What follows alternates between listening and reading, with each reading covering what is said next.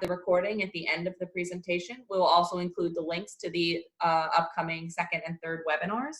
And for the most part, please keep yourselves on mute. We can mute people during the call, but please, to eliminate background noise. There might be a portion of the call where people will be speaking up and different people will be participating. But otherwise, please keep yourself on mute. And let's see, we can get started. Just a few more. Here we go. So we're using Zoom. Hopefully people are very familiar with Zoom at this point.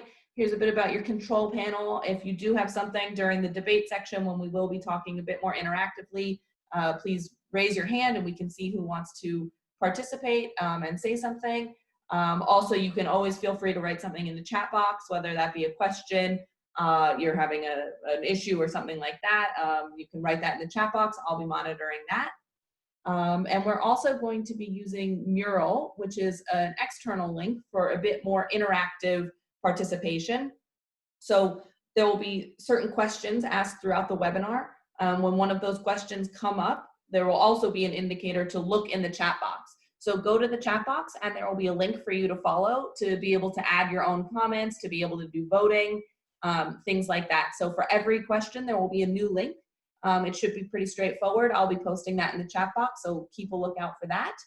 And there is a way for you to add in your own comments via the Mural website, and you will just right click and you can add a sticky note with your own commentary. Of course, if you only want to vote or if you just want to watch what's happening, that's fine as well. And I believe that's it. So without further ado, we can move into our presenters. I'm Jessie Glicker from BPIE. I will be moderating today, so I'll be watching the chat box, here for questions. And I will let Anik and Marialaura introduce themselves as they speak. So over to you, Anik.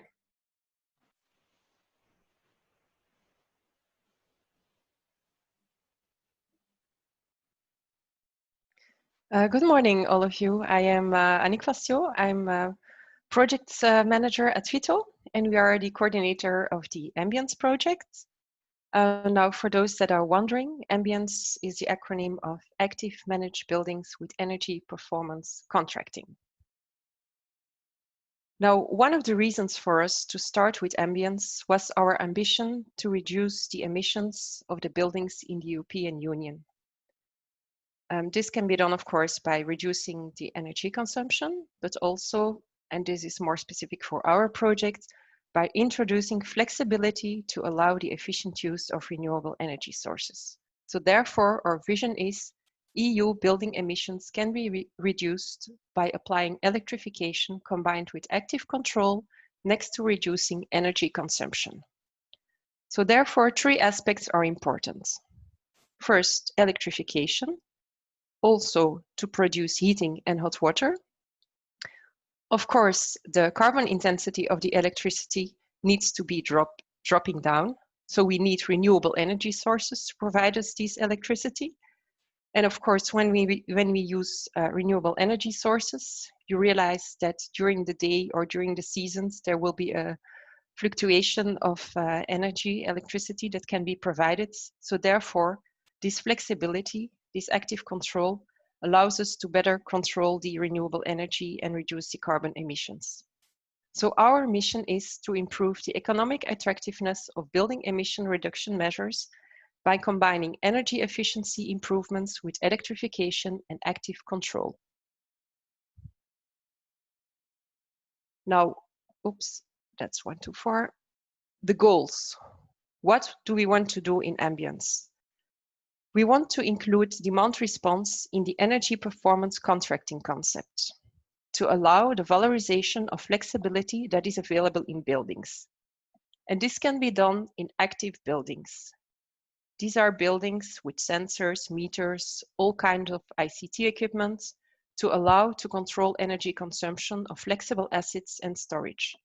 So in this project, we are going further than the traditional concept of EPC. We are actually developing an active building EPC. Secondly, this active building EPC needs to be applicable for more buildings, for a wider range of buildings, and for clusters of buildings. In AmBIENCe, we will develop a tool that supports the prediction of the demand response value streams in the EPC contracting phase. And this tool will also include a measurement and verification methodology that can be used in the operational phase. Of course, developing a tool is very nice, but we will also validate the tool, the concept, and the M&V methodology into pilots. And these pilots are real active buildings where real ESCOs will set up the active building EPC contracts and do the monitoring and verification. And of course, we don't do the project on our own. We will engage all relevant actors and stakeholders to help us to remove the barriers and ensure the applicability of the active building energy performance contracting. Now, of course, as every project, we want to have impact. So why are we doing this? As I mentioned at the beginning, an important reason for us is to reduce the carbon emissions of buildings. And we will do this by actively steering the consumption of electricity to times when the carbon intensity is low. This is, of course, closely linked to the use of these renewable energy sources. And we want to reduce also the energy cost by actively steering the electricity consumption to times where the prices are low. And we strongly believe there should be a link between price and carbon intensity. So this could be a regulatory advice. Of course, the electrification of buildings is important to achieve our goals. So therefore, we will accelerate electrification of buildings by leveraging the value of active control of flexibility. And while increasing the demand for emission-free electricity, we will also stimulate investments in more renewable energy. Of course, the flexibility that we offer, the flexibility services, help to deal with generation variability and congestions. And at least these active building energy performance contracts will be more attractive and applicable for a wider range of buildings, which again leads to an emission reduction of the buildings. Now, for who do we do the project? There are, of course, many beneficiaries, but I will focus here on the four most relevant actors. At first, we have society. We will have a carbon emission reduction by electrification, which is linked to renewable energy sources. And this is, of course, positive for the environment. But also for consumers, we have an advantage because when offering flexibility and shifting consumption to times where the energy costs are lower, there will be energy cost savings for the consumers. So, of course, that's, again, another benefit. For stakeholders in the energy system, they will benefit from less problems that are related to the renewable energy sources, as with the introduction of flexibility of buildings, this helps to avoid or mitigate possible problems resulting from increased renewable energy sources and electrification. And finally, of course, we have the ESCOs. We offer here an active building EPC that they can offer to their clients. So we have actually an additional product that they can offer. And moreover, as this active building EPC can be applicable to a wider range of buildings, it will even create more business opportunities for the ESCOs. Here you see the consortium of AmBIENCe. We have 8 partners from 4 countries, Belgium, Italy, Portugal, and Spain. The partners are both research and commercial partners, so it's a nice mix. We started last year in June with the project, and the project will end next year in November, so we're a bit almost halfway. And receive funding from the European Union, 2 million euro from the Horizon 2020 program. So I want to conclude with sharing with you that the AmBIENCe concept extends the traditional EPC concepts, as you can see here. So on the left, you have the traditional EPC contracts, where the ESCO have an EPC contract with the client and implements the energy efficiency measures, and in return gets paid by the client by savings on the energy bill. On the right, you see the Active Building EPC complex. Within yellow, the additional features when compared to the traditional EPC contract. And you see that AmBIENCE extends the traditional EPC concept in 3 dimensions. At first, by adding flexibility through demand response. Also by broadening the scope to apply energy performance contracting for more building types, residential, houses, hospitals, education, and so on. And finally, by extending the scope to clusters of buildings under the concept of local energy communities. So this was in a nutshell an introduction into AmBIENCE. I really hope that you like our project and are interested in our ideas on the Active Building Energy Performance Contract. Now I want to give the floor to Marialaura, who is working at ENEA, our Italian research partner. So Marialaura, the floor is for you. Thank you, Annick, for this introduction. Thank you, Jessie, for organizing this webinar. And thank you all for joining our webinar today. As you probably know, our webinar will, let's say, discuss the enablers and barriers for the active building energy performance contracting with reference to the regulatory aspects. But before starting, I would like to introduce myself. I am Marialaura Di Somma, research engineer of ENEA, the Italian National Agency for New Technologies, Energy and Sustainable Economic Development. In detail, I work in one of the research centers in Italy, which is located in Portici, in Naples. In the AmBIENCE project, I act as a leader of Work Package 1, which is dedicated to the assessment of enhanced energy performance contracts and building demand response services in Europe.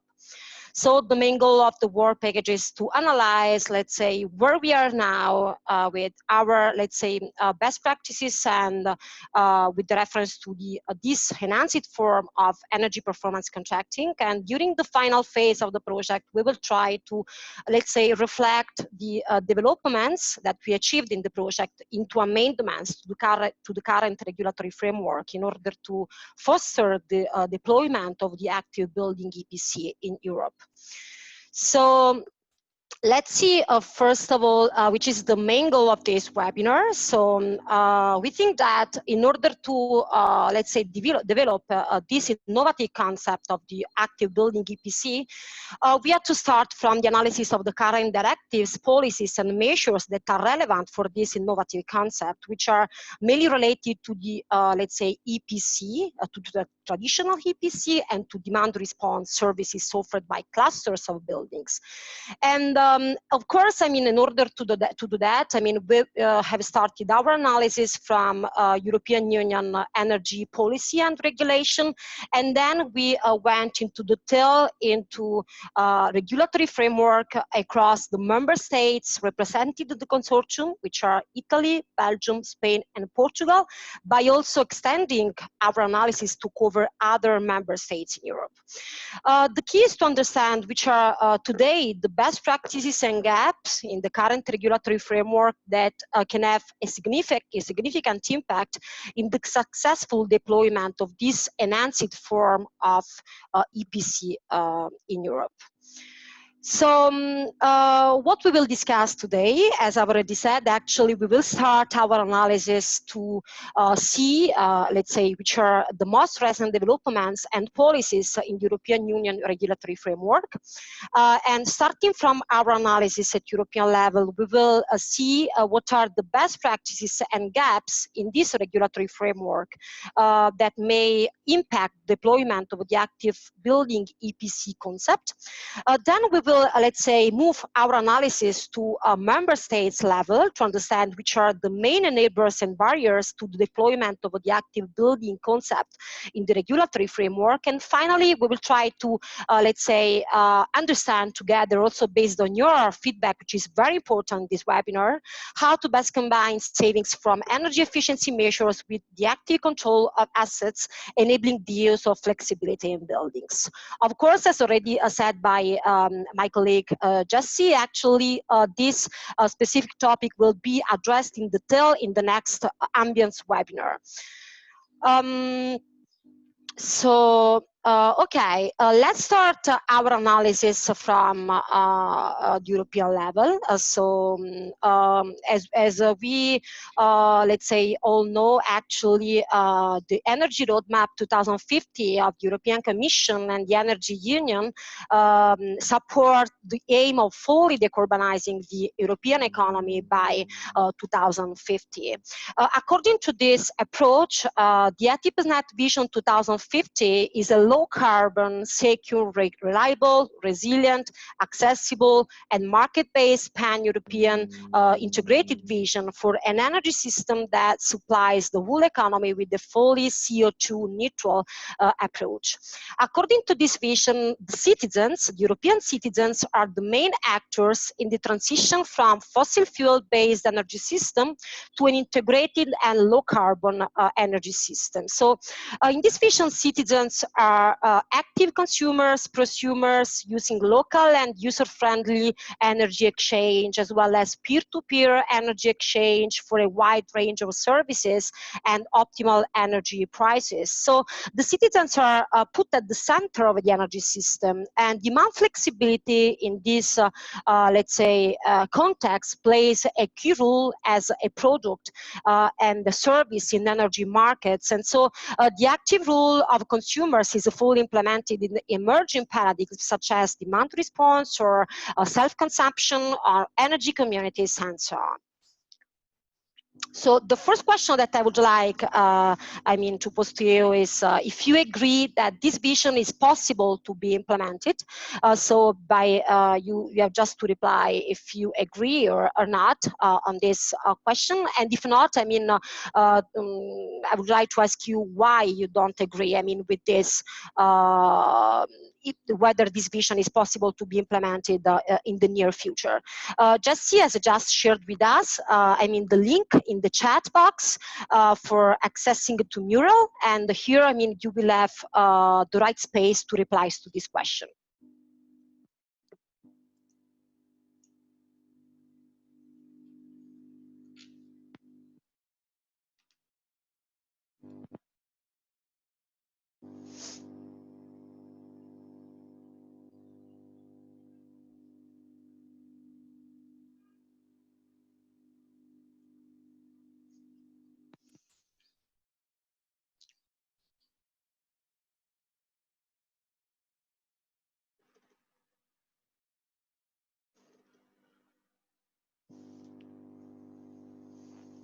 Yeah, you can see here actually the question. So by accessing the link, you can reply here yes or not, and you can also, text why, you don't agree if this is the case.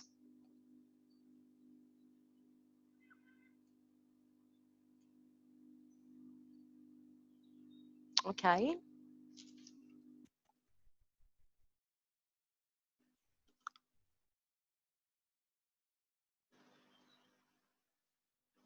Okay, I can see that most of votes are for yes, so it means that most of you agree that this vision, can be implemented in the near future.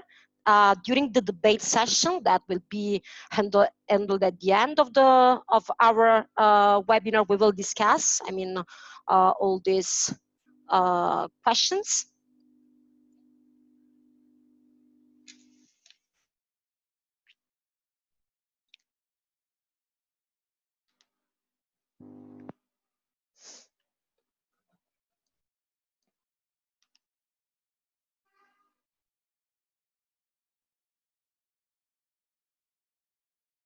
Okay.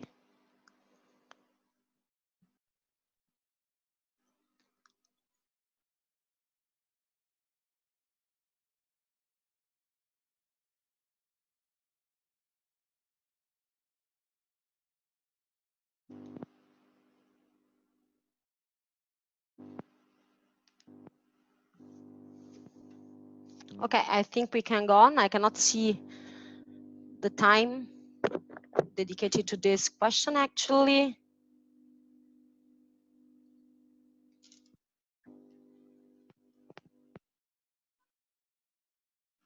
Okay. So I think that the time dedicated to this question has expired. So I kindly invite you to come back to the presentation, and we will go on. Okay. So according to this vision, to this vision that puts at the center of the energy system the citizen, actually there is the clean energy package for all Europeans, which was defined in November 2016, which is a set of incentives and directives aimed at making the European Union more competitive in the energy transition, and while also redefining the profile of the European electricity market. So the clean energy package for all Europeans is based on very important emerging paradigms such as consumer empowerment, consumers engagement, demand response, and energy efficiency, which are very important parts of this set of directives.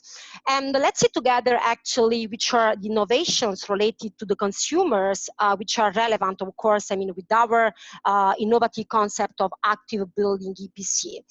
So first of all, in relation to consumers, the innovations are related to the revised electricity market directive, which actually fosters an important paradigm shift. So the consumer is for the first time identified as an active consumer who can operate directly or in an aggregate manner also in the market, and by selling self-produced electricity, including through agreements for the purchase of electricity, and participate in flexibility and energy efficiency mechanism. Another important introduction, actually, another important innovation, which was, let's say, introduced with the revised energy market directive, is the notion of citizen energy community, which actually defines a form of a collective self-consumption. So this citizen energy community is able to operate in the market on equal and non-discriminatory conditions with reference to the other subjects, and is also able to freely assume the roles of final customer, producer, supplier, or manager of distribution systems. But not only that, actually, there are other important innovations which are, let's say, introduced through the Clean Energy Package for all Europeans, and in particular through the revised Renewable Energy Directive, which actually gives particular attention to self-consumption of renewable energy. Indeed, there is a specific article, which is Article 21, which provides that consumers can become consumers of renewable energy and are able to produce, store, and sell the electricity produced from renewable energy sources, which is in excess, both individually and also through specific new market figures, which are aggregators. In the revised Renewable Energy Directive, also another important notion has been introduced, which is the renewable energy community, which has the right to produce, consume, store, and sell renewable energy. In the renewable energy communities, users are also able to exchange within the boundaries of the community the renewable energy which is produced, and by also accessing to some specific electricity market directly or through aggregators.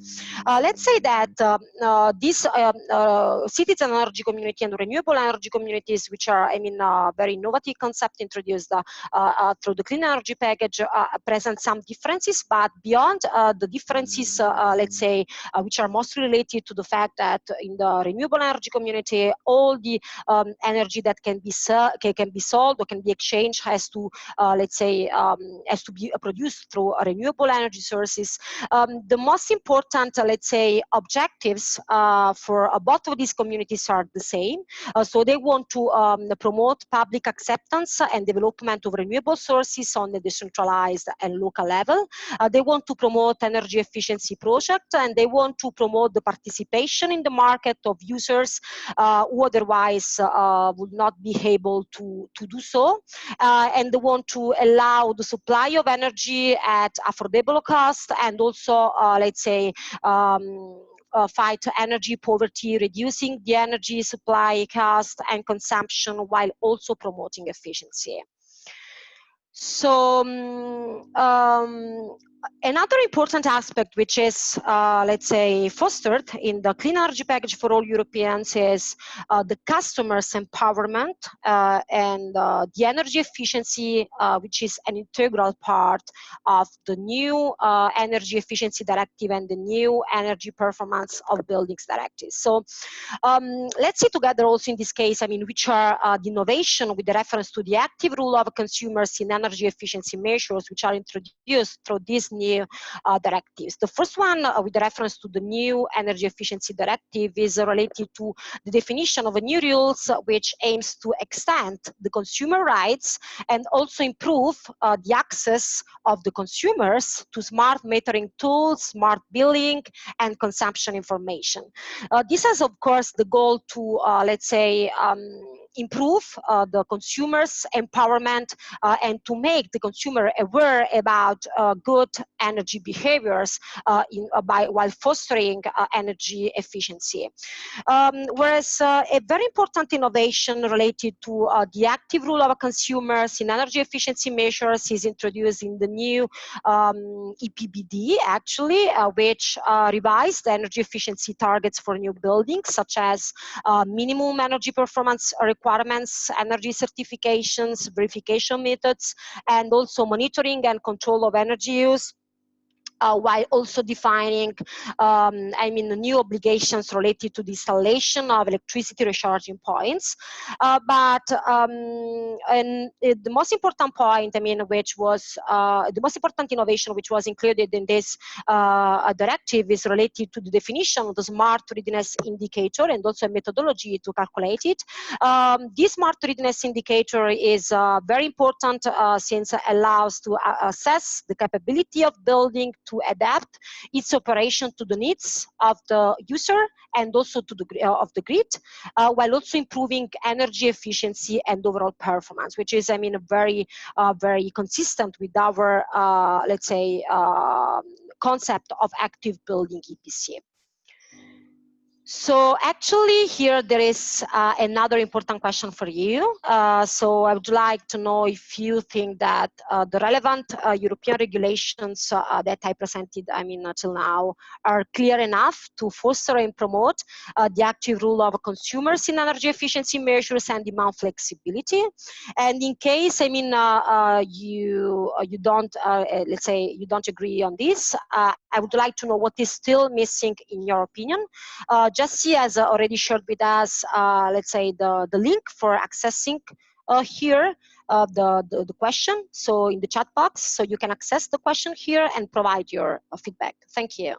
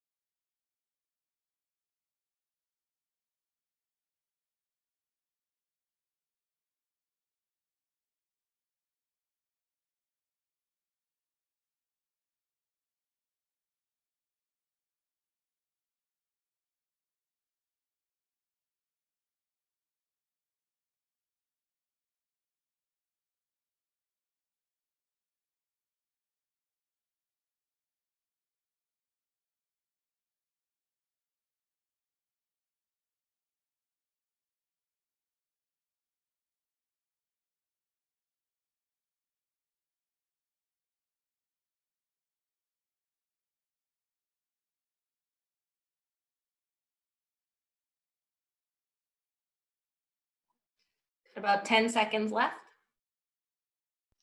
Okay, thank you, Jessie.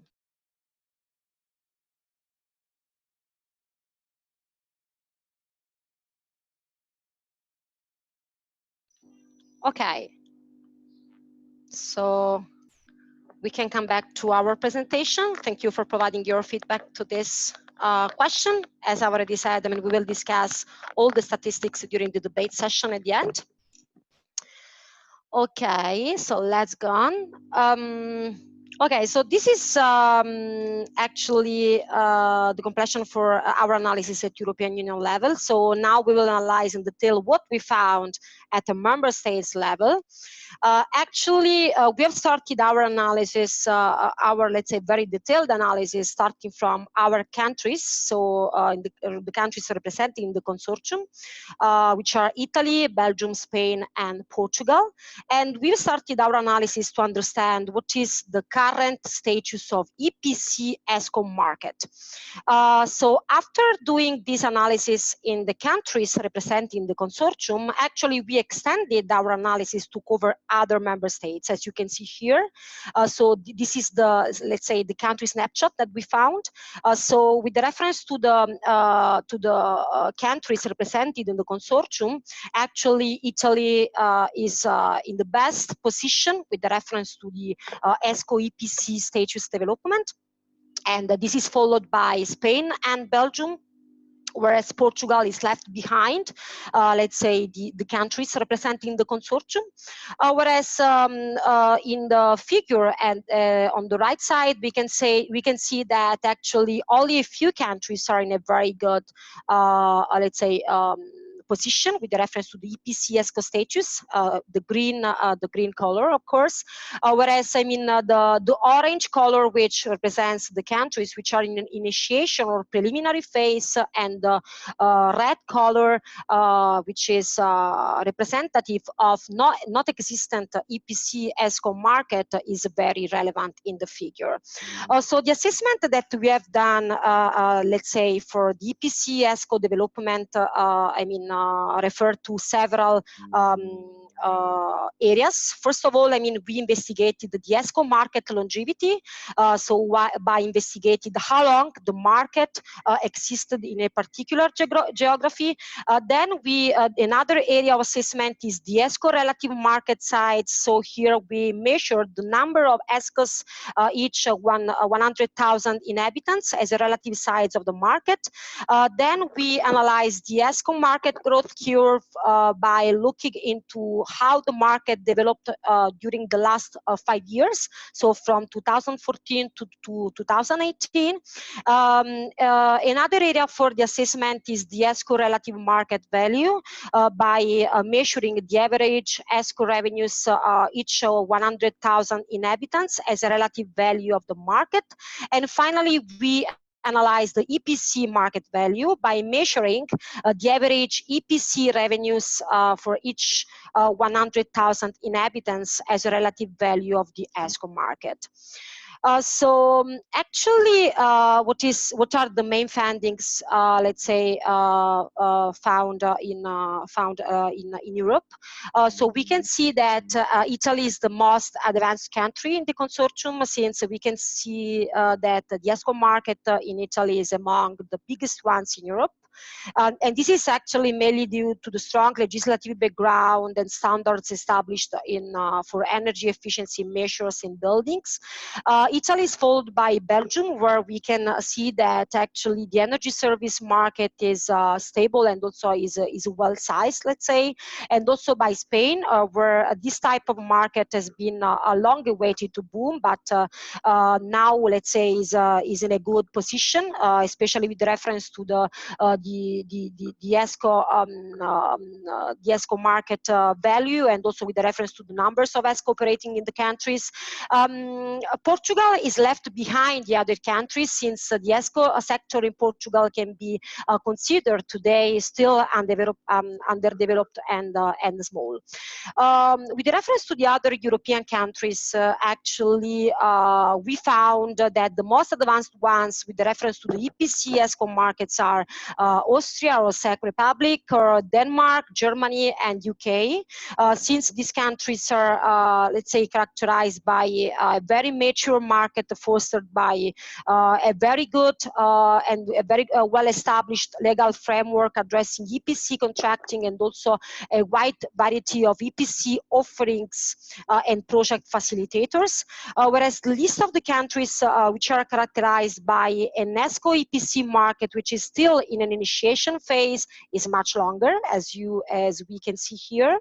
And all these countries belong to the Eastern Europe, and they are characterized by a lack of legal framework regarding EPC, mainly due to policy instability regarding the energy efficiency measure. Now we have another question for you. So since I see that actually you can represent different countries in Europe, I would like to know if you think that the country snapshot shown for the EPC ESCO market status is realistic for your country based on your practical experience. You have just to reply yes or not. So you can see that in the chat box, Jesse has already shared with us the link, so you can access the link and reply. Thank you.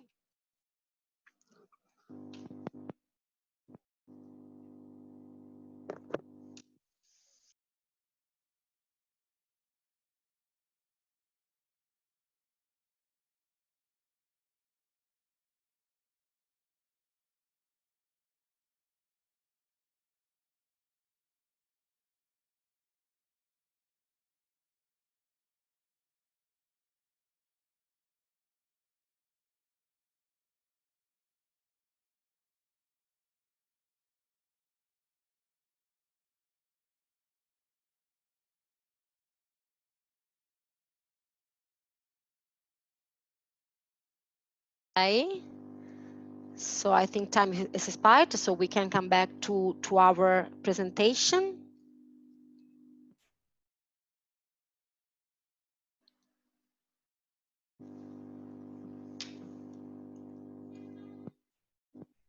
Okay, good. So now let's see what is the country status with reference to the other very important aspect, which is relevant for the active building EPC, and which is demand response. So we analyze what is the status of demand response services offered by buildings at the member states level.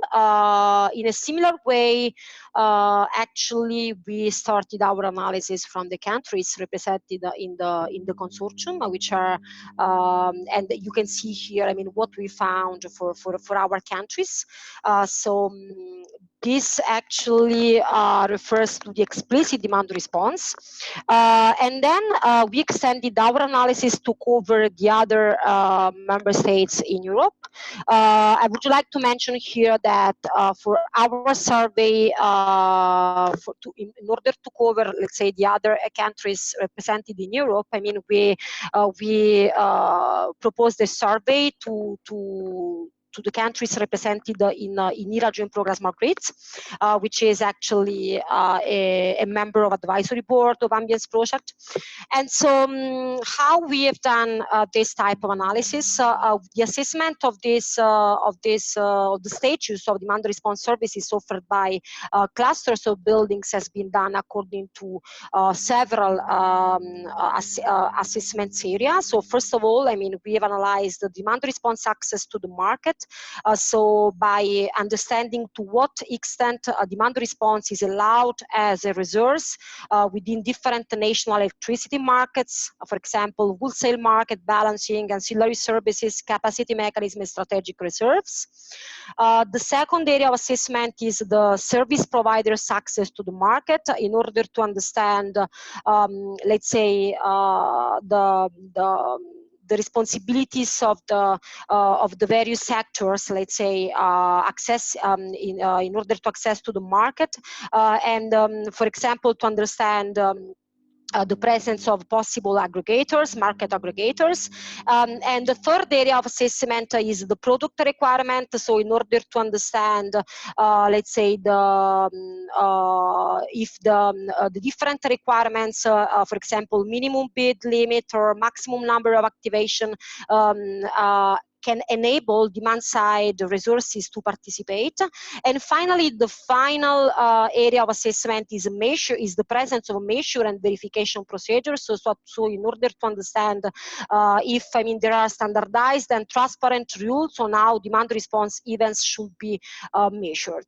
And this is actually what we found in our countries. Actually, here the situation is quite different. So Belgium is in the best situation, followed by Italy, whereas Spain and Portugal are left behind. The other countries, whereas with the reference to the other European countries, we can see that, for example, Ireland is in a very good situation, whereas also in this case, the countries of the Eastern Europe are characterized by, let's say, important obstacles related to the access of demand response to the various forms of market. But let's see together, the main findings that we found in our analysis. As I already said, actually, Belgium is the most advanced country in the consortium, and this is, mostly due to the new framework that has been established to enable participation of new sources, for example, demand flexibility, but also storage, also intermittent renewable energy sources into the market, and by also including new types of market players, for example, aggregators. Belgium is followed by Italy. We have to say that in Italy, actually, the relevant regulatory framework has been subject to important changes starting from 2017. In this year, indeed, ARERA, so the Italian authorities started a complete review process of the ancillary service market in order to open it to new forms of, let's say, flexibility resources and emerging technology in order to foster the participation of these new subjects, also through introducing the figure of aggregator. The situation was found completely different for Spain and Portugal, which are left behind the other countries, since they are characterized by the poorest regulatory regimes regarding demand response and asset aggregation, and thus we can say that significant barriers still exist and need to be to overcome in order to, let's say, allow demand response to access to the market. With the reference to the other European countries, actually, we found that the most advanced ones are Finland and Ireland. Here, demand response participation is allowed in multiple electricity markets, and this is allowed through the well-established, sorry, just a second. To the well-established regulatory framework, and also the positive cooperation between different types of stakeholders. And finally, the list of the countries with the development stages, which is still in an initiation or preliminary phase, is much longer.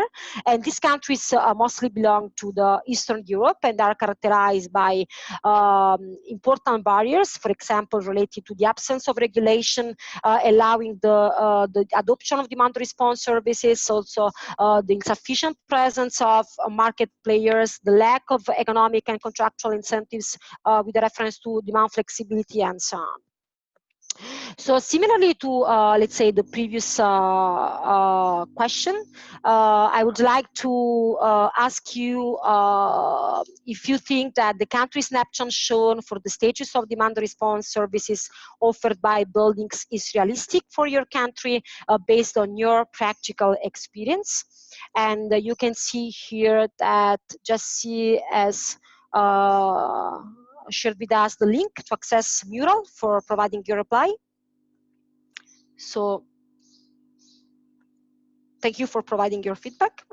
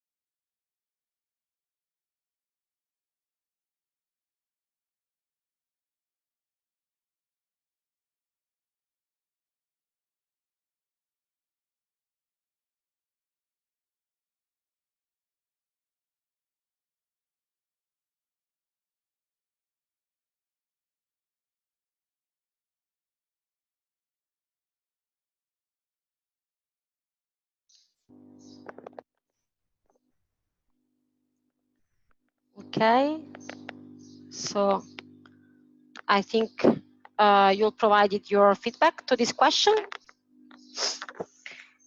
So we can come back to the presentation now. Thank you for providing your feedback. Okay.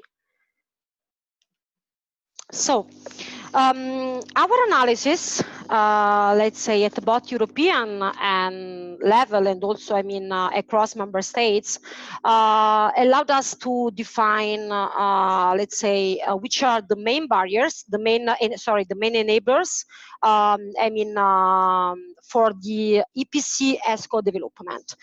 So we found through, I mean, our analysis that the main enablers, I mean, are represented by a strong legislative background and standards established for energy efficiency in buildings. Another important enabler is the existence of national ESCO association. Another enabler that we found is the presence of the so-called public one-stop shops or EPC project facilitators. Another one is the high know-how about I mean, the EPC and also availability of Eurostat compatible ESCO financing solutions. And finally, the results guarantee. So this is what actually we found through our country assessment. So I would like now to ask you to select 1 to 3 enabling factors for EPC ESCO development according to your opinion. And another important question that I would like to make to you is to suggest additional enablers. So you can find actually the link for accessing these 2 questions through the chat. So actually we can use this link in order to provide your reply. Thank you.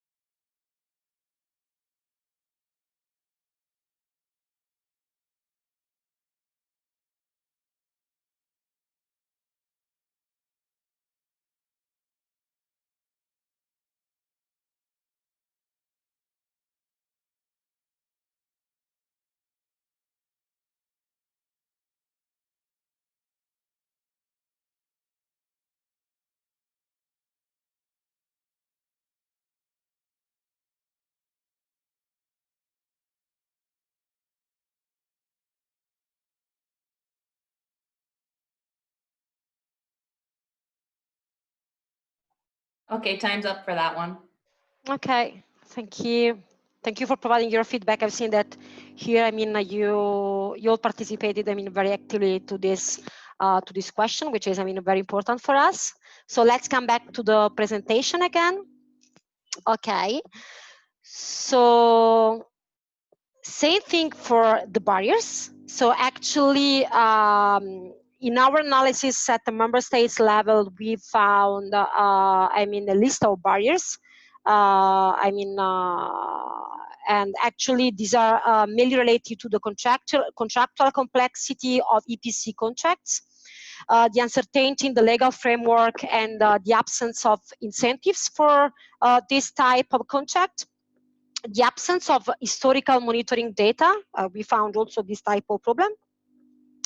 The low energy prices, which actually reduce the attractiveness of EPC contracts. The lack of knowledge also, and the lack of trust on EPC business models and providers. The lack of standards and enforced measurement and verification protocols, and also financial barriers. Similarly to the previous question, I would like to ask you to select 1 to 3 barriers for EPCS co-development according to your opinion, to your practical experience, and also to suggest, in case, additional barriers that you would like to suggest us based on your practical experience. You can access the link that was just shared, with us by Jessie.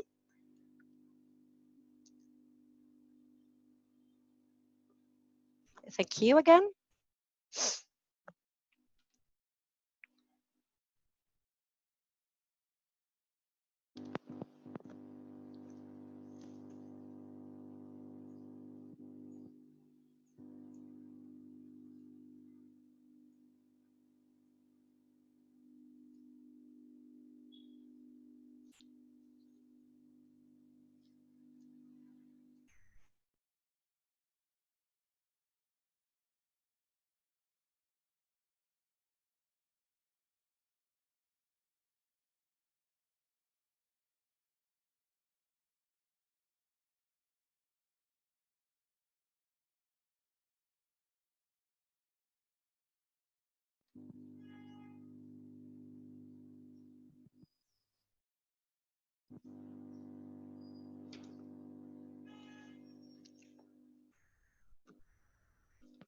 Okay, so I can see that some factors are really important for you.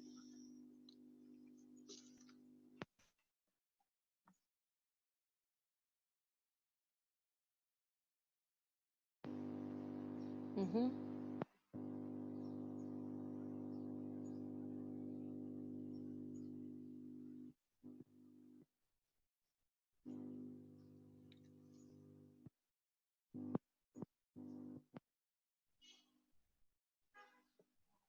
We've got 30 seconds left for people to input ideas.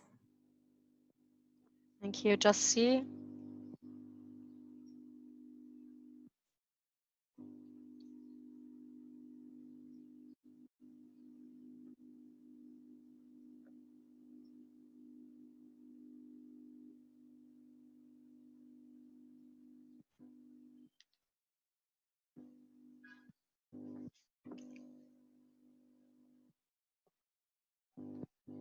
Okay, time's up.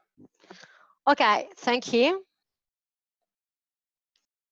We can come back to our presentation in order to go on and to proceed.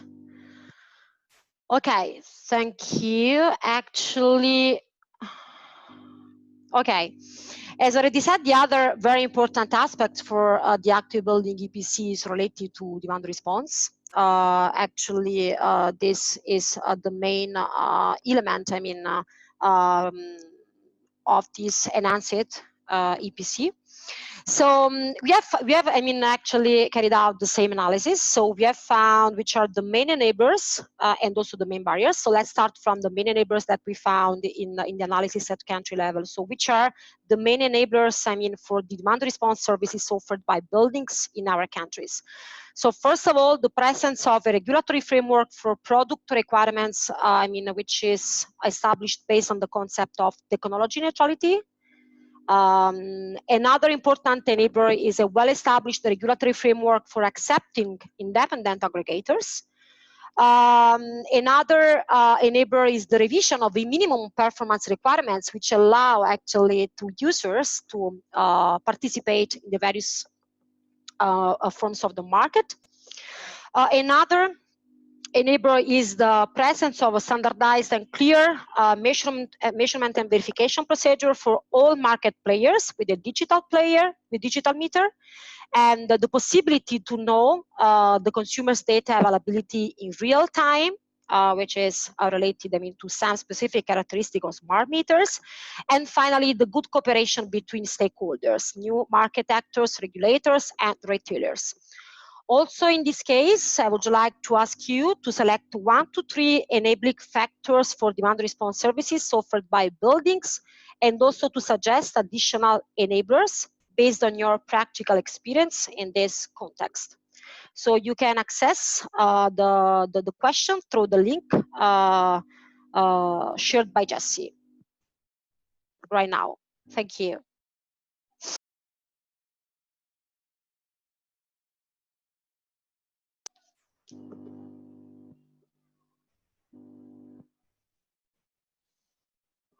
Okay.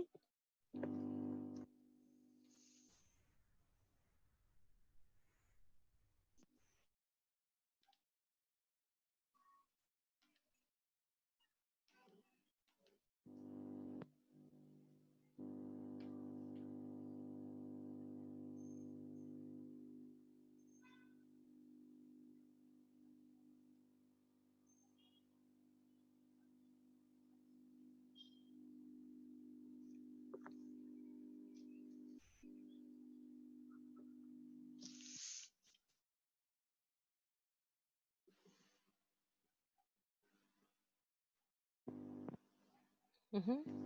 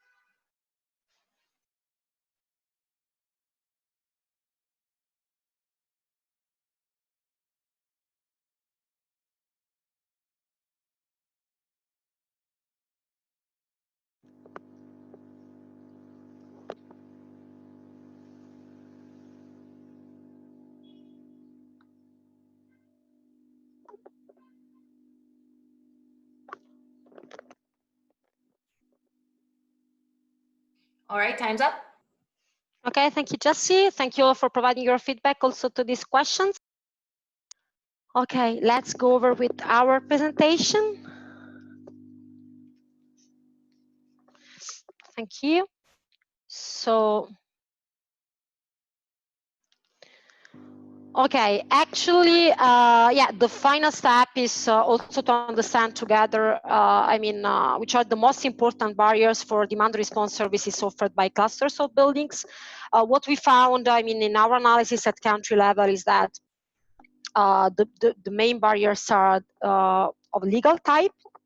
For example, the lack of regulations, flexibility to enable innovation and demand participation to the market, but also market time, for example, high entrance costs for customers, or absence of a clear support schemes for fostering distributed energy resources penetration in the various forms of the market, including demand response. Also, the absence of market entities as aggregators, which are responsible for aggregation and participation of distributed energy resources to the various forms of the market. And high minimum bid sizes. But we also found other types of barriers, for example, technical barriers as interoperability issues of hardware to allow future aggregation of distributed energy resources, also in the context, for example, of local energy communities.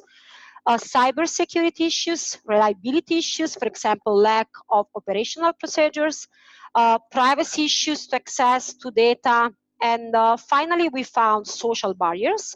For example, lack of knowledge for changing the end user behavior in order to provide flexibility services, lack of confidence, and demand anesthesia, so by considering the figure of reactive consumer.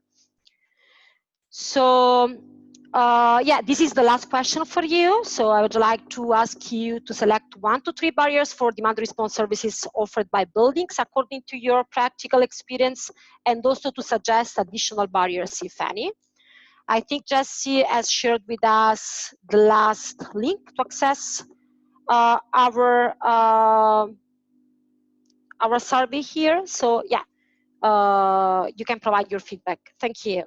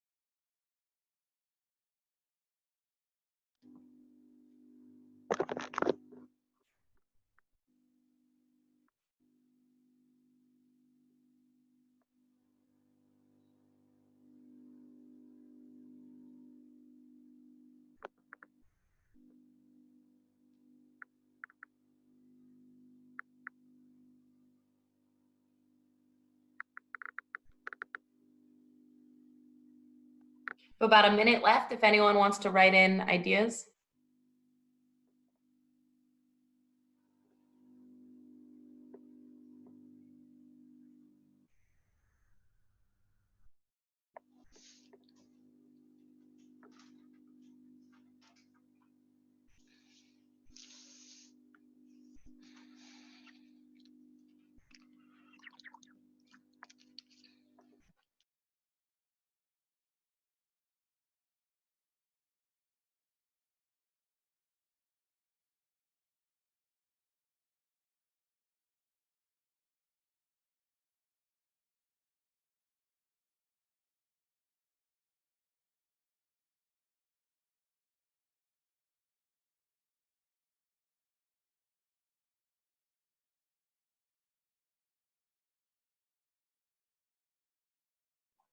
All right, time's up.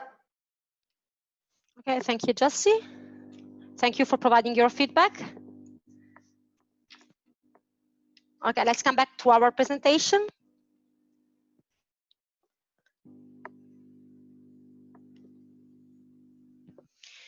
Okay. Okay, so I would like to thank you for providing your feedback. Now we will start our debate session in order to discuss together the lessons learned, from our interactive webinar. So for this, I would like also to ask for a support from Annick and of course, from Jesse and Roberta in order to see all together the statistics of our, let's say, questions.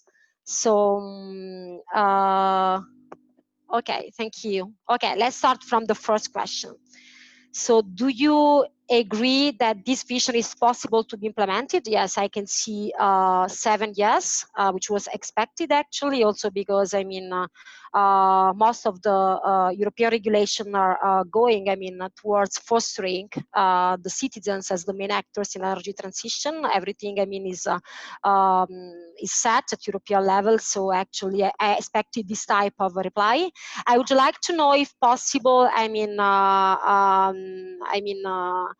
the opinion from the others that reply that according to them, this vision is not possible to be implemented. So is there someone volunteering here? So why this vision is not possible to be implemented according to you? Hey everyone, this is Ellie. I answered no to this question. Okay, because I think the participation and this approach is a top-down approach, and it should start from the upper levels, and the citizens are actually the lower level of this approach. And I think they are not the main actors of this energy transition, and maybe the people who are in charge for the regulation and standards, or the operators, who are the main actors, because who are the people who set the regulations, standards, and they define the efficiency factors or other stuff. But I think because it's a top-down approach, in my opinion, I think in this it's not a bottom up, it's a top down, so they are not the main actors of the energy transitions. Okay. So I got your point. So actually, this is a very important, point of view. Thank you, Ali, for providing your feedback on this. Is absolutely a reasonable approach. According to me. I would like to know if there is any other feedback on this issue raised by Ari, or if there is any other who wants to, let's say, provide the feedback in general to this, to the reply to this question. Thank you.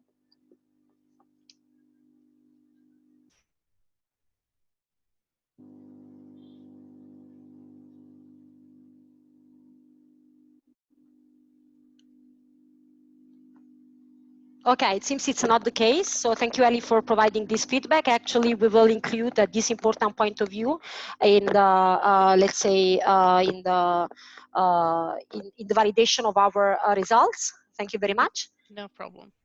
So let's go to the second question. Do you think the relevant European regulations are clear enough to foster and promote the active role of consumers in energy efficiency measures and demand response and demand flexibility? So I see that, most of you replied no.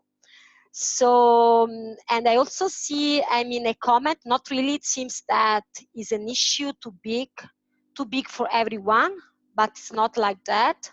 So I would like, to ask some of you to, let's say, since this is a very important result, I would like, to ask you why, do you not think that these regulations are clear enough? If there is any volunteer.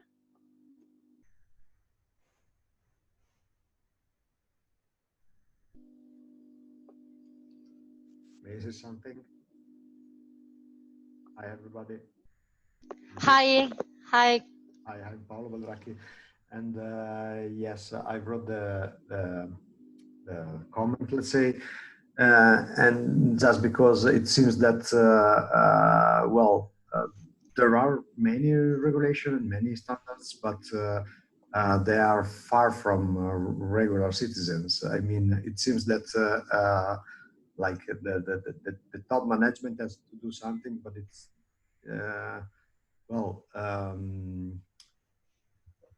lowering down to the common citizens. Yeah, they are aware that there's a problem, but they do not do how to deal with it. So they just continue with their lives, and that's it. Okay, so thank you, Paolo. Don't you think that actually the national energy climate plans, which are going, to, let's say, try to include, all these aspects fostered by these European regulations, are a good way to proceed in order to, let's say, implement all these regulations in each country based on the characteristics of the country, on the specifics related to the economy or to the population and so on?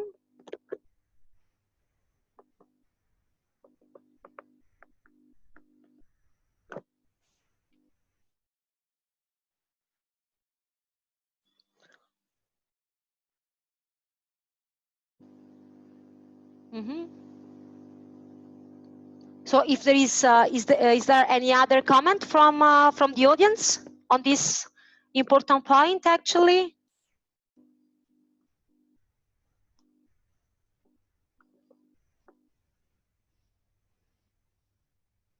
Okay, so thank you very much for providing your feedback. So let's go on. Do you think that the country snapshot shown for EPC ESCO market status is realistic for your country? Not sure for of you. So may I ask you, I mean, to which country are you referring? Because this is very important for us also because, as I already said, actually our analysis is based on, let's say, European reports, is based on the analysis of European directives. So let's say it's very important for us to understand, especially for the other countries which are not represented in our consortium, which is the real situation for the EPC ESCO market and also for demand response services offered by buildings. So is there any volunteer who would like, I mean, to explain what is the situation for your specific country?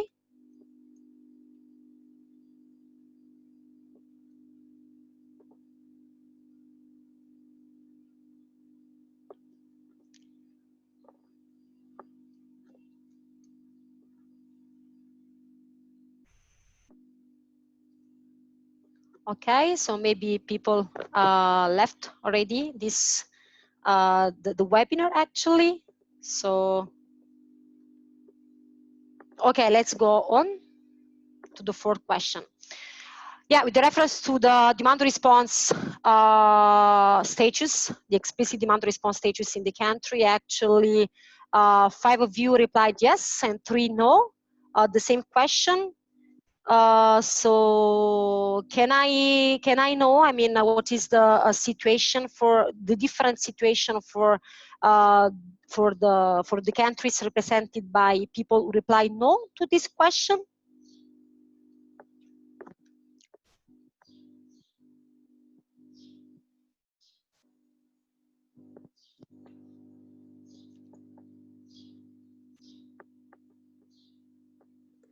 Well, I can add again. Yeah, but thank you, Paolo. Well, in Italy, it's quite difficult to have let's say, demand response services at a building level. Okay, we have just some cases like scambio supposto with photovoltaic systems, but yeah, it's a one-to-one contract that you can have just with again with just one let's say the dealer or authority, while well the path towards the building of a local energy consortium or whatever, or yeah, it's quite far from being realistic right now. So yeah, it's a little bit difficult to have a really good demand response services. Let's say a free demand response services. Okay, I got the point. Yeah, okay, thank you. We'll integrate also this point of view, I mean, in our validation, in our results, because actually here we focused the attention on the, let's say, revision that is happening in the last year, starting from 2017, in order to open the ancillary service market to demand response services offered by clusters of buildings and other types of distributed energy sources. So we didn't focus the attention on, let's say, demand response offered by single buildings, which is also very important in our analysis. So thank you very much for, I mean, providing your feedback also here. Is there any other feedback on this question? So why you don't think that the country snapshot, I mean, that we presented is, let's say, not realistic for your country?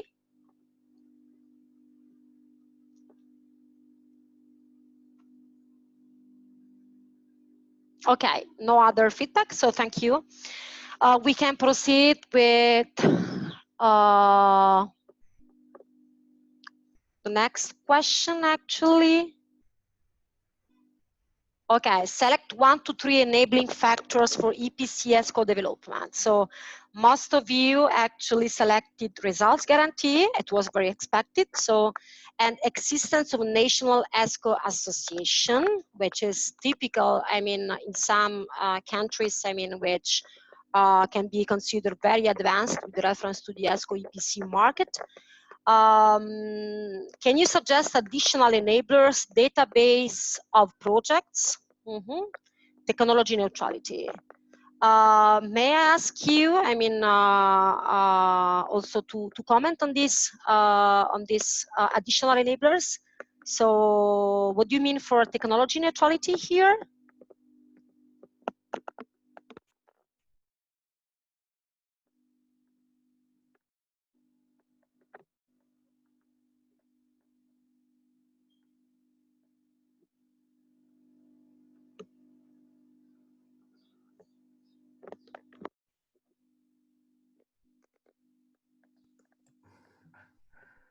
Again, I don't want to talk about the technology neutrality, but talking about enablers, there are several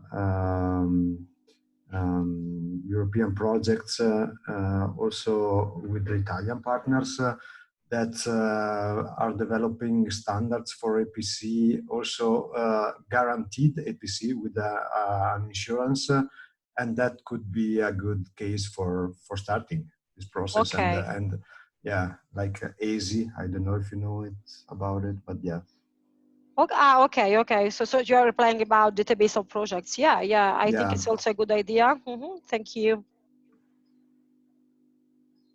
I agree, and I think also I wrote the database of projects, maybe cheating a little bit, but I think having a strong database that consumers and providers and financial institutions can look at would be very useful to prove, what projects have been successful and what those projects look like in detail. I believe in Finland there's a good example of this.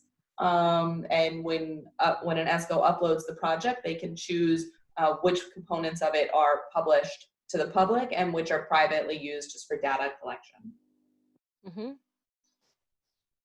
Okay, thank you, Jessie. It's a very important point. We didn't see this, I mean, during our analysis, so it's a very important enabler that we will consider in extending our results. So thank you very much for providing this suggestion. If there is no any other comment on these enablers, maybe we can go to the barriers that we found for the development of EPC ESCO market. Okay, well, here I see that most of you actually give importance to the lack of knowledge and trust on EPC business models and providers, and also uncertainty in the legal framework and incentives. Then financial barriers, which is at the same position for contractual complexity of EPC contracts.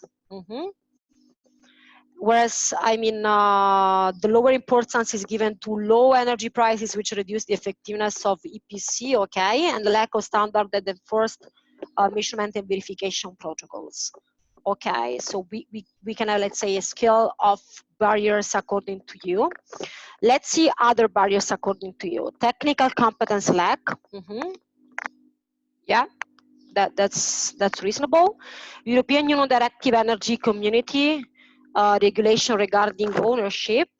Okay, this is, I mean, in a very transition, let's say, process. So it's reasonable.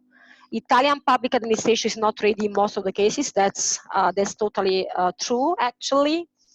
Not compliance between building permits and as-built drawings, and legal difficulties in writing contracts. Okay, which can be actually also related to contractual complexity of EPC contracts.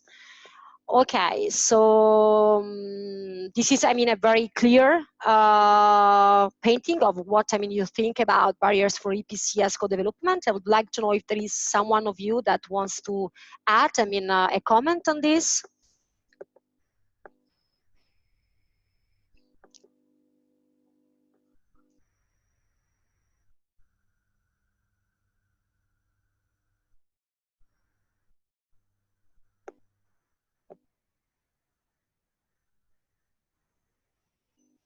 Okay, if this is not the case, actually, this is a very clear situation for us. So thank you very much for providing this important feedback, which is totally reasonable. Select 1 to 3 enabling factors for demand response services offered by buildings. Okay, so the presence of a regulatory framework for product requirements according to the concept of technology neutrality, I mean, was considered among the most important factors.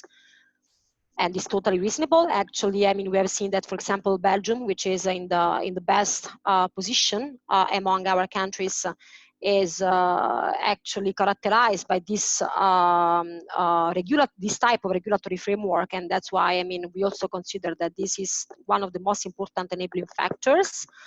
Possibility of consumers' data availability in real time. This is also another important aspect that actually we found, for example, in Italy.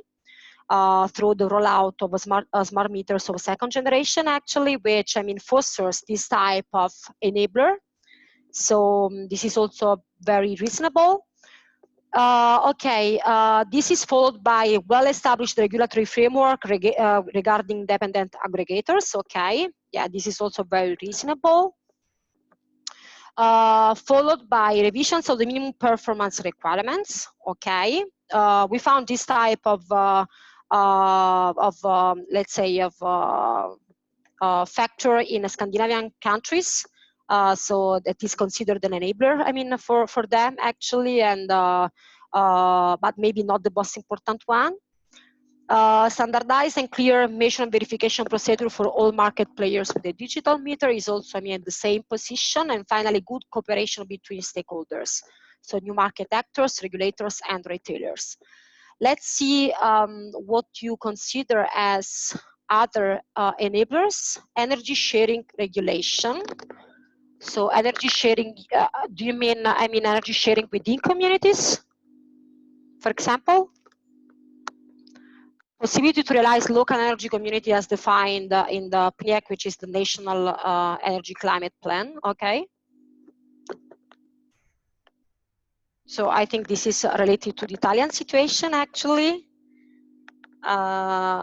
So Yes, it is.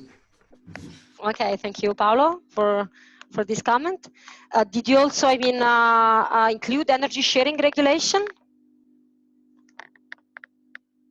No, it was not me, but Okay, it's the same. I guess that it's the same thing. Yeah, right. It's related. So I also guess it's related to the energy sharing within the boundaries of the communities. Yeah, that's totally right, because it is a very important enabler for actively involving consumers in flexibility services.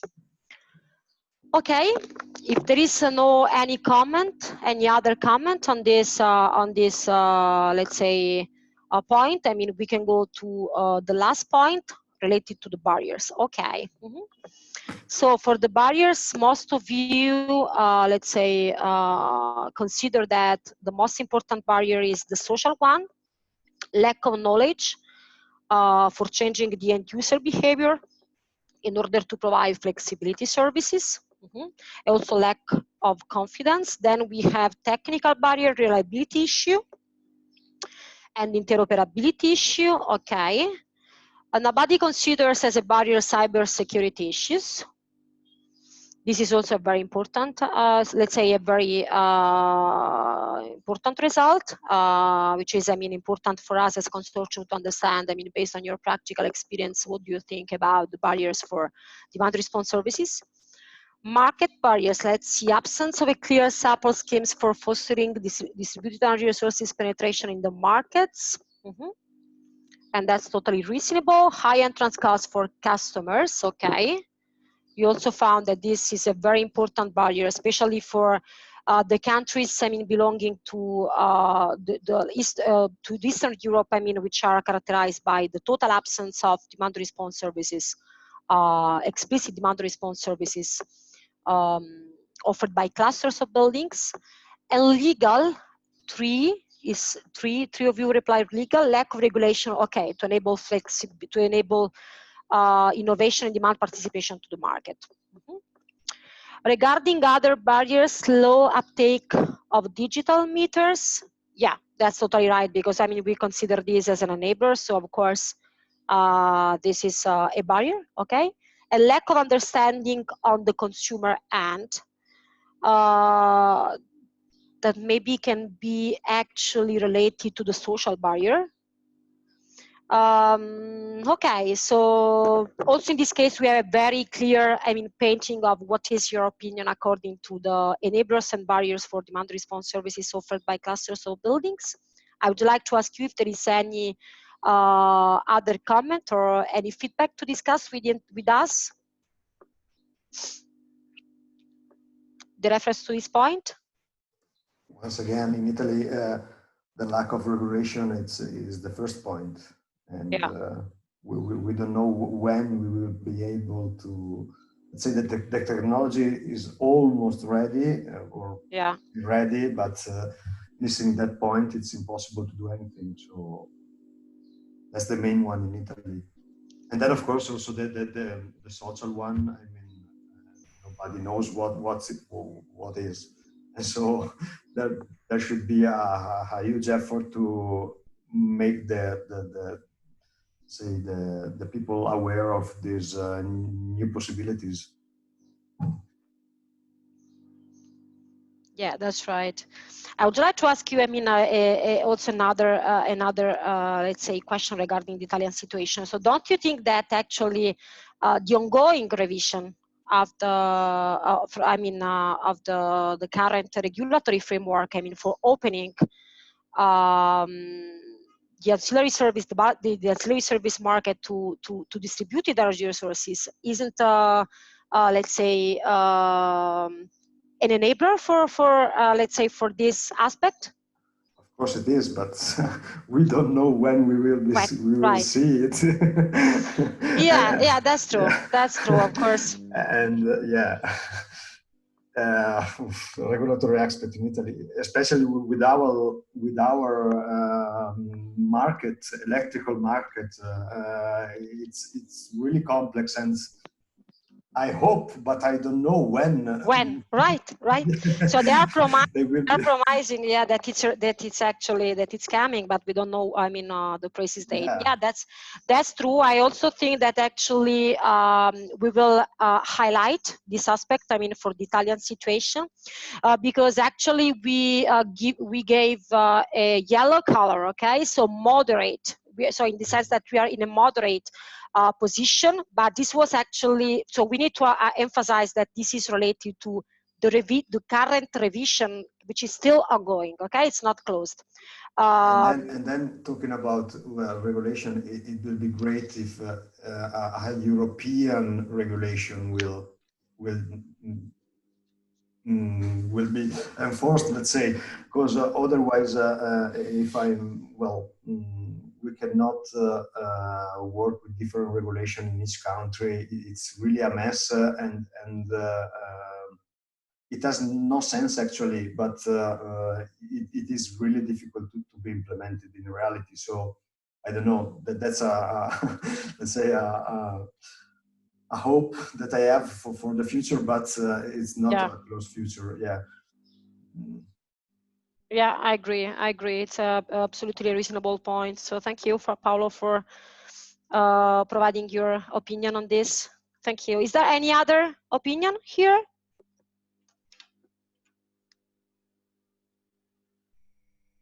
Okay.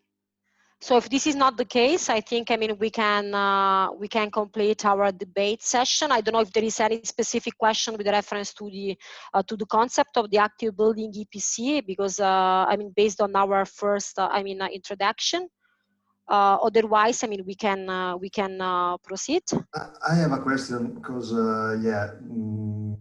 regarding the regulation, let's say at a European level. Yeah. Do you know if the new directive or whatever document developed by the EU is considering to let's say, or to force the nations to provide this regulation at a local level? And I don't know if it's clear the question. If they are, let's say, asking for, let's say, for the countries to be consistent with Yeah, to be the consistent and to take action in I don't know 1-2 years or whatever. yeah, actually there is. Do they have a deadline to the nations, the single nation? They have a deadline to in order to, let's say, propose the national regulation regarding this community, energy community, or whatever. Actually, they asked, I mean, for the national energy climate plans that, I mean, had a deadline which has already passed, I mean, to present in order to be consistent with the various aspects, I mean, presented in the clean energy package for all Europeans, I mean, which was also related to energy communities, but this is related to the national energy climate plans that were submitted also, I mean, in the case for Italy, and was made definitive, I mean, if I'm not wrong, on January. The last January 2020, actually, yeah. Yes. And I mean, this is the most important deadline that they asked, I mean, for, let's say, fostering the actions planned in the national, in the clean energy package, I mean, at European Union, at member states level, actually. Yeah, but okay, but that's in January. It's a plan, and Yeah, it's a and plan. when the Yeah, plan will right. be Yeah. implemented, that's not clear to me. Yeah, of course. Yeah, that's right. I also don't have this type of information. I don't know if there is any other from the consortium that maybe has, let's say, analyzed this aspect in detail that can provide you a reply. No, I know that in Germany, for example, or in France, it's already possible. Yeah, but I mean, but it depends. I mean, on specific, let's say, countries. With the reference to the energy communities, yeah, I know there are some countries more advanced on that. Actually, I would like to highlight that the energy community is not, let's say, a specific topic of the project, since actually our idea is to develop this concept of the active building EPC and extend them to, let's say, clusters of buildings. But I mean, there is no specific focus on energy communities. So that's why actually we didn't, I mean, focus the attention on this specific aspect in our analysis. European Union and member states level. Yeah. Okay, and I have another question. Do you take into account blockchain technologies as a driver for this? If you take into account also blockchain technologies as an enabler? No, we didn't consider it. We didn't consider it, and actually, thank you for this suggestion. We can consider this as an additional. Actually, as an additional enabler. Can be really interesting. yeah, right. Thank you very much. Okay, so thank you for this very interactive session. Can I also place a question, please? Yeah, sure. Hi, if someone or an individual or a company wants to proceed on an active building EPC, what is the procedure? Is it through a national body? Is it through you? Is it still like an experimental, let's say, EPC?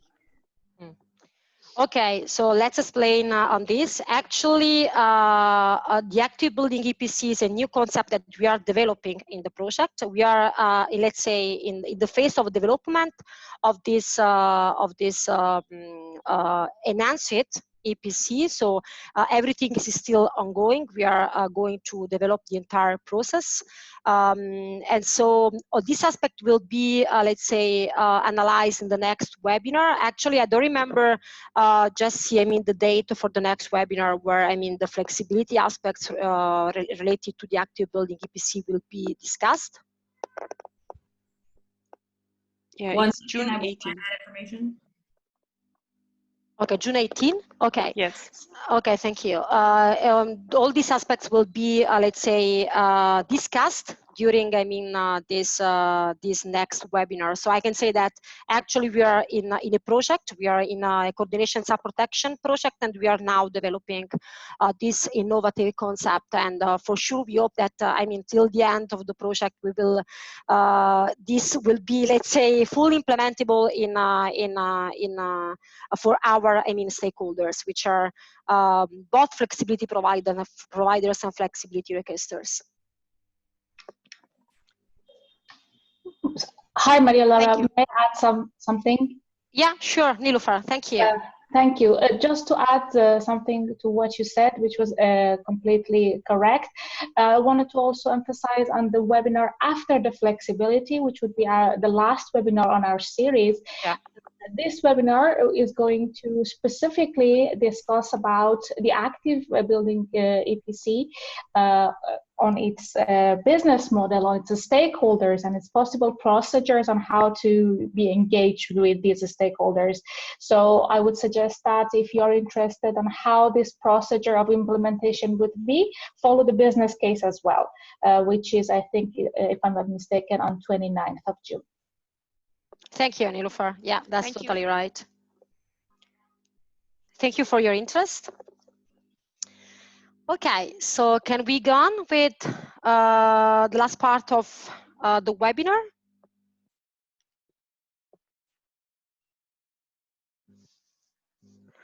Actually, it seems that.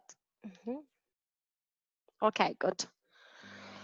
Okay, I think it's natural now, I mean, to talk about how becoming and why becoming our stakeholders, since I also have seen that there is some interest, I mean, from you, I mean, with reference to the progress that we will achieve in the project. So I would like to invite you to become our stakeholders. So the motivation to join us is to be updated on new EPC models that will be the main result of our project. So will be delivered by the end of the project, of course, so November 2021. And also